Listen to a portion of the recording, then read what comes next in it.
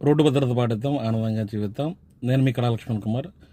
ఈరోజు అంటే ఎప్పుడొచ్చిందో తెలియదుగా నేనైతే మొట్టమొదటిగా ₹20 కాయిన్ చూడటం జరిగింది. అది చూడగానే మనసులోకి ఒకే ఒక్క ఆలోచన వచ్చింది. ముందరైతే కాయిన్ చూపిస్తాను, ఆ తర్వాత వచ్చిన ఆలోచన ఏంటనేది నేను చెప్తాను.